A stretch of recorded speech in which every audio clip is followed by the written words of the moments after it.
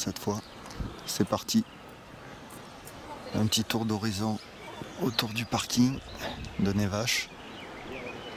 Il y a encore la lune sur un des sommets. J'ai discuté avec quelques randonneurs et ils m'ont dit que pour le sommet du Tabor, c'était neige assurée avec de belles quantités, donc il y aura les crampons au rendez-vous et j'espère ne pas trop m'enfoncer. On verra à ce moment-là.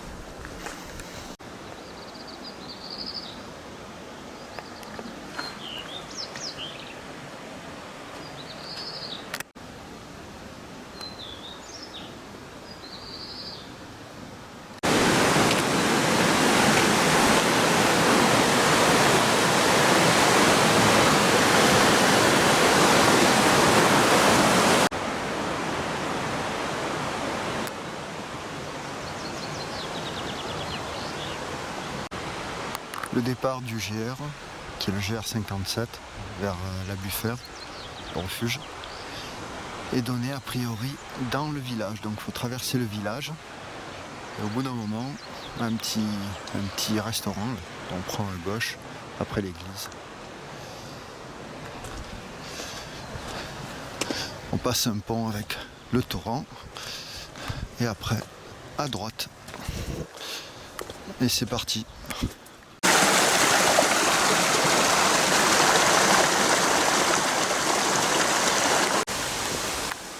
Alors, je viens de prendre une intersection et il y a 2 sentiers pour aller au refuge de la Buffère. Je viens de prendre la version peut-être longue, 2h30 par Côte-Rouge.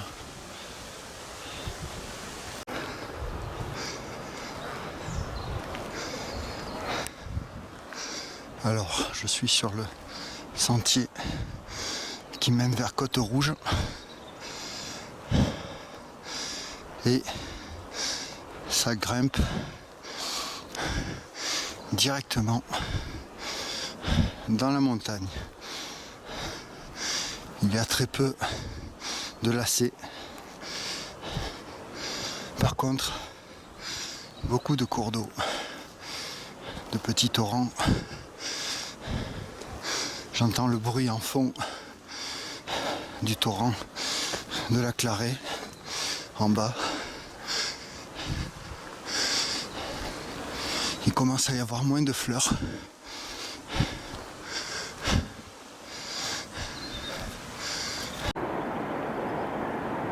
Je commence à prendre de la hauteur. Je vais faire un zoom arrière pour montrer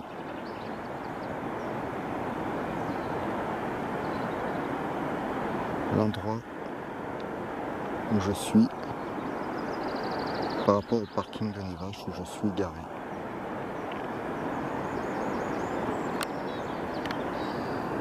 Toujours en train de monter vers Côte-Rouge. Si je ne me trompe pas, c'est un rhododendron. Peut-être ferrugineux. Je ne connais pas assez les rhododendrons. Le sentier est assez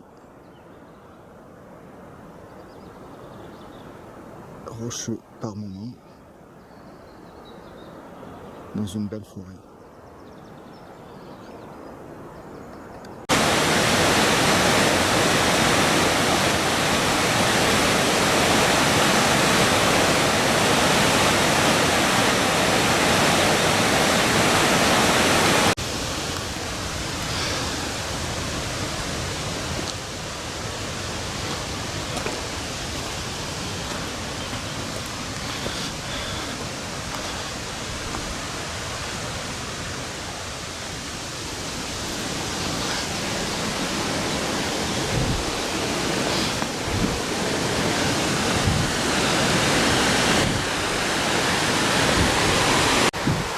Je viens d'arriver dans une clairière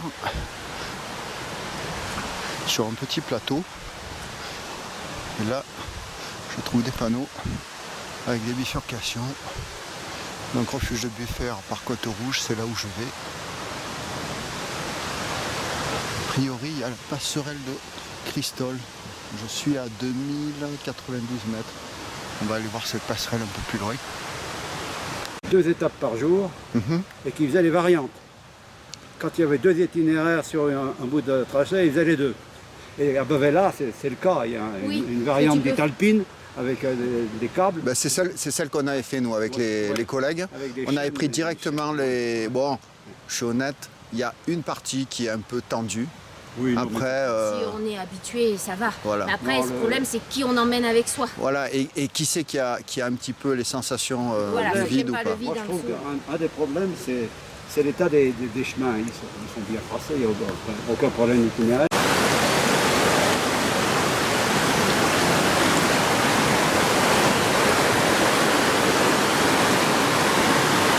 Là voilà la passerelle de Cristol.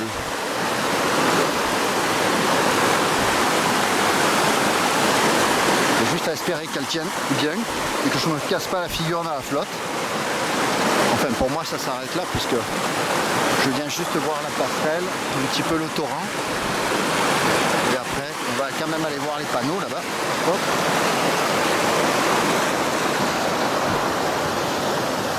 Après c'est direction sens inverse pour aller vers le refuge de la Buffer. Voilà, passerelle de Cristol. Donc si je redescends là, c'est pont de Fortville, les vaches. Et lac de Cristol. Encore 25 minutes, ça vaudrait le coup. Porte de Cristol, col de Granon. J'ai presque envie de me faire le lac de Cristol, 1 km 3. Peut-être, je vais regarder là. La forêt s'est ouverte et finalement, après la passerelle, j'ai vu que le lac Cristol était à 25 minutes. Du coup, c'est pas ma route, mais je me fais une variante.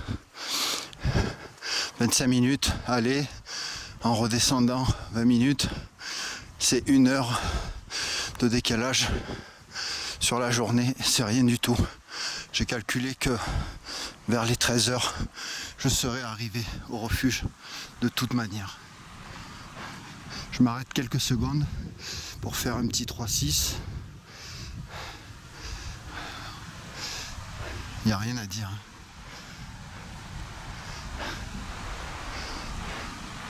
Les images parlent d'elles-mêmes.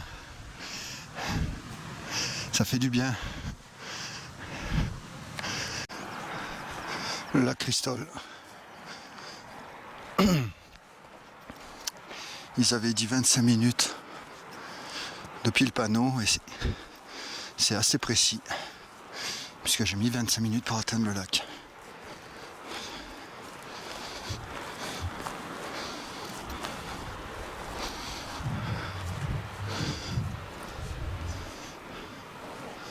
Sur les images, vous ne pouvez pas sentir l'odeur, mais ça sent l'herbe aux marmottes. Une odeur un peu mielée. C'est délicieux. On a envie de manger la pelouse. J'ai posé 2 secondes le sac, juste pour monter sur le petit mamelon là, pour voir par un autre point de vue le lac.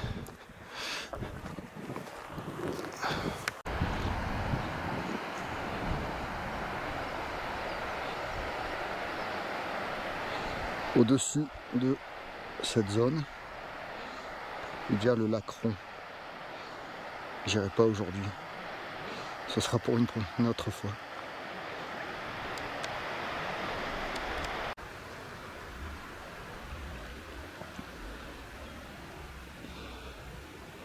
Là-bas, le fond de la vallée d'où j'arrive. Il y a beaucoup de neige sur les sommets encore. Et c'est confirmé à part si vraiment tout fond en une semaine. Mais jeudi, j'ai droit à la traversée dans les névés.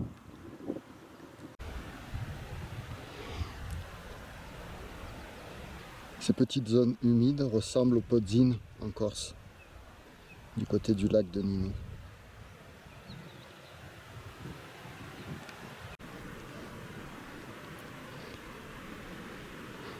Alors, je pense qu'il s'agit d'une petite Véronique ou alors d'une Myosotis, mais il faudra vraiment que je confirme ça. Voire j'ai de gros doutes sur ce que je dis. Et toi, qu'est-ce que tu viens faire là? Ça ressemble à des petites gentianes. Pareil que précédemment, je confirmerai ça et je corrigerai au montage.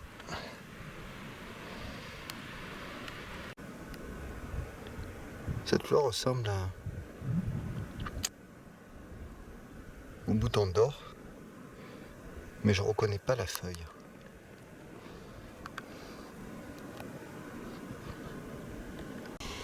Alors, ma journée n'est pas terminée, elle est bien entamée. Je profite un petit peu de m'allonger dans les vertes prairies, les alpages, et de profiter juste du ciel bleu, d'un trait de nuages fait par un avion, et de quelques cris de marmotte. C'est les premiers que j'entends aujourd'hui.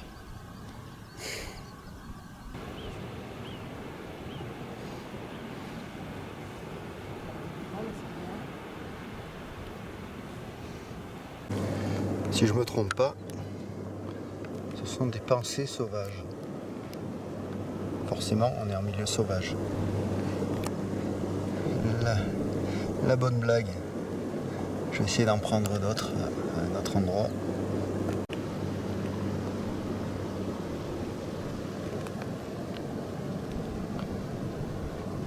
Bon, comme tout à l'heure, il faudra confirmer quand même qu'il s'agit bien de pensées sauvages. Là aussi j'ai un doute. Je suis pas très fort en fleurs de montagne.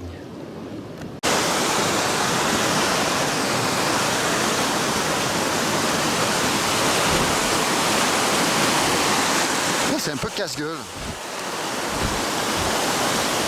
Mais le coin est joli.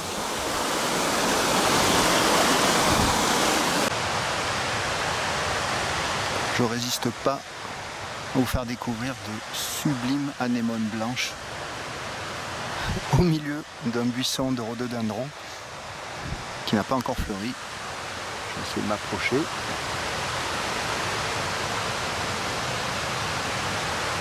Superbe. J'ai attaqué depuis quelques minutes le sentier de Côte-Rouge et je me pose la question de l'origine du nom. Alors deux possibilités. Soit c'est parce que les aiguilles tombées au sol sur le sentier par moments donnent une couleur très marron, rouge à cette piste. Soit c'est parce que le coteau, le versant est truffé de rhododendrons et que quand ils se mettent tous à fleurir, ça fait rouge. Un hélicoptère du PGHM.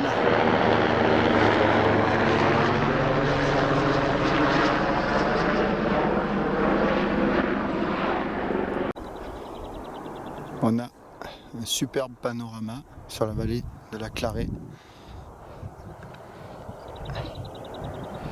avec le village de Névache. Ici au soleil, on voit un peu mieux les rhododendrons qui se mettent à fleurir d'un beau rose fuchsia. Et je me retourne et là, tout est fleurs blanches. Ce sont des anémones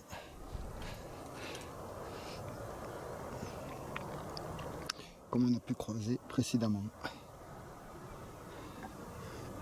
très belles fleurs. Je suis en train de sortir de la forêt pour passer dans une zone vraiment dégagée. Et quand on voit l'état des arbres, l'état de la végétation, on pense tout de suite à un couloir d'avalanche. Donc je pense que l'hiver, ça doit couler et ça doit sacrément bien couler à cet endroit-là.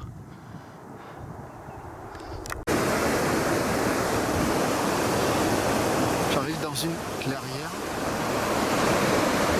Alors là, on ne peut pas l'entendre avec le bruit du torrent, mais il y a un coucou juste au-dessus, dans les arbres. Et là, il y a un beau torrent avec une petite passerelle. Et je pense que je suis à 20 minutes du refuge de Buffère.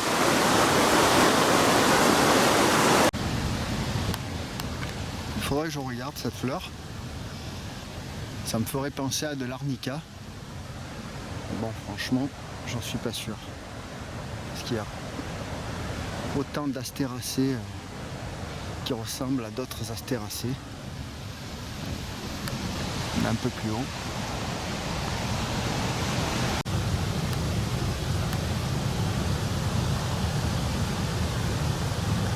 Je crois que je suis arrivé. Alors, ce qu'il y a dans l'image, c'est pas le refuge de Buffère, mais le refuge de Buffère est juste au-dessus, on le voit dans les arbres. Ça va faire du bien de se poser pour le premier jour. On va regarder un petit peu les panneaux, donc lac de Cristol, 2 heures, Névache, Côte Rouge, 2 heures, 4 km 3. Là on est au chalet Buffère, refuge de Buffère, col de Buffère. Alors demain on passera par le col de Buffère. Pont du Ratelis, ça me parle, j'ai dû le voir dans les cartes. Et Névache pour redescendre. Voilà, un petit panorama. Voilà, on voit au fond là-bas les villages. Très très loin. J'essaie de faire un zoom.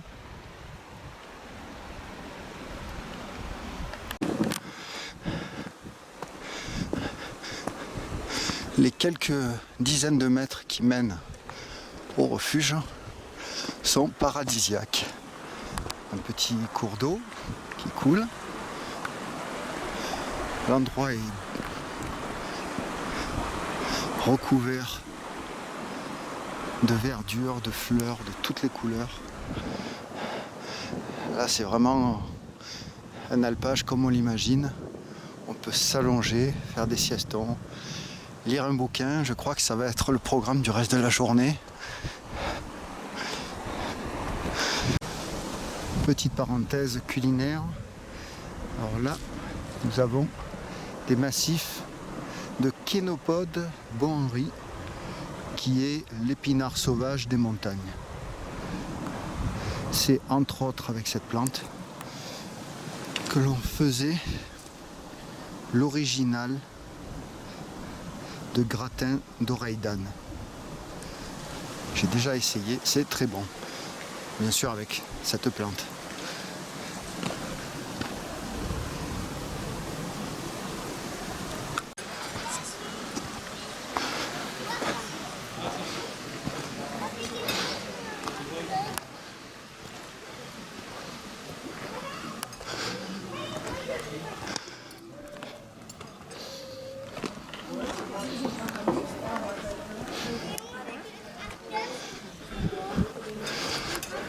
Le problème de là,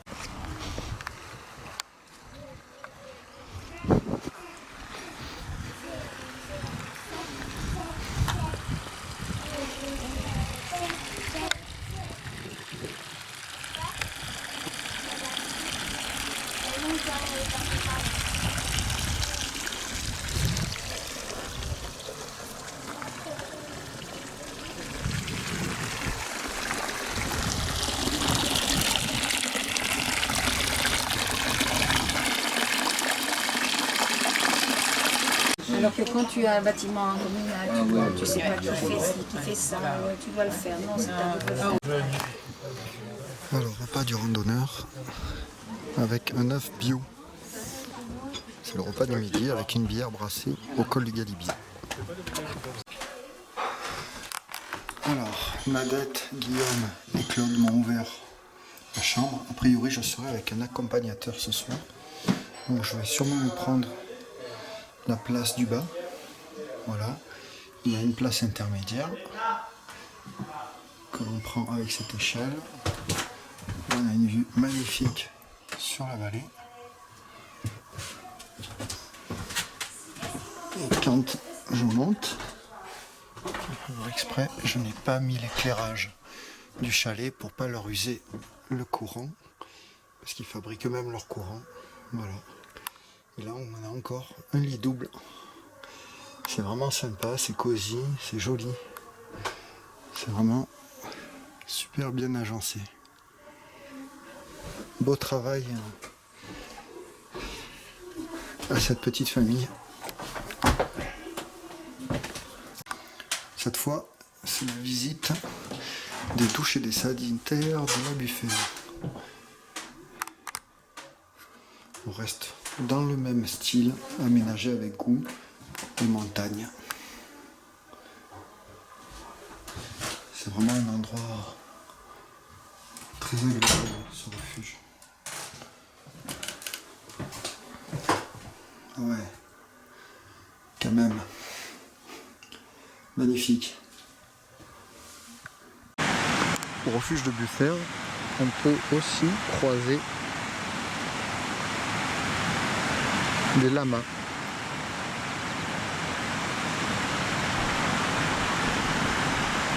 Ils accompagnent des groupes pour porter les charges et les sacs. Le soleil est en train tout doucement de passer derrière les crêtes de la montagne. Les couleurs se réchauffent.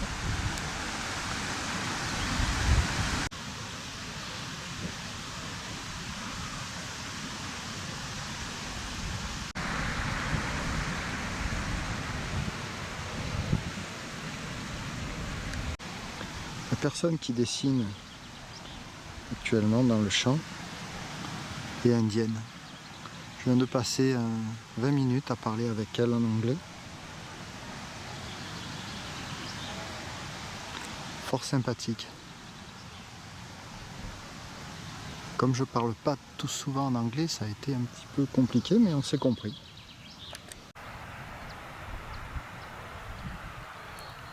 J'ai pris un peu d'avance pour demain. Ah, je viens d'apercevoir une marmotte. On la voit bouger là-bas. Je vais essayer de la prendre. Voilà, elle est là. Salut, la marmotte.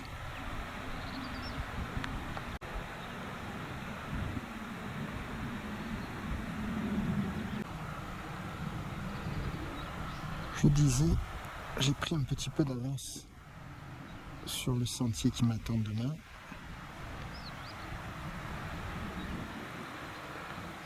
Un petit panorama.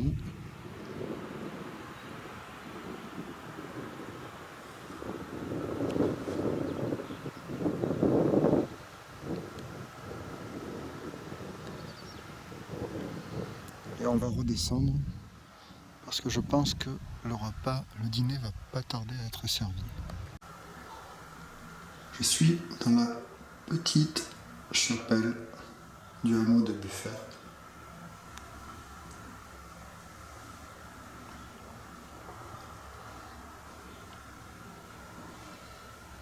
Je pense qu'il n'y en a pas beaucoup qui franchissent la porte. C'est une belle découverte.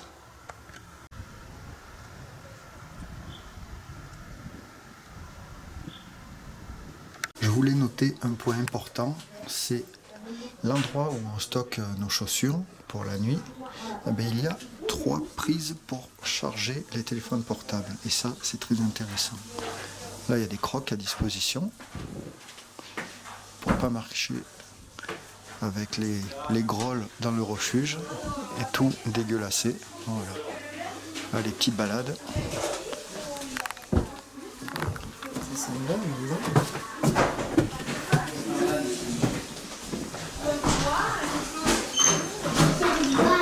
Là, on est dans la salle où on va manger ce soir.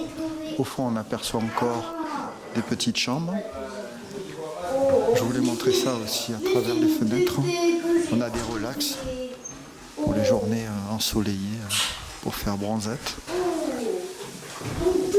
Petite balade du propriétaire. Là, c'est une salle secondaire où on peut se mettre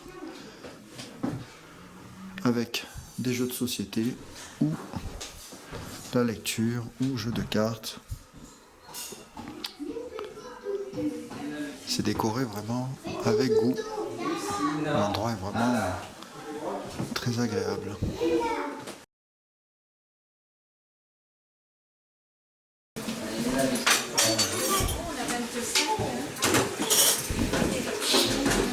Ça sent bon. Tu filmes là? Tout le temps.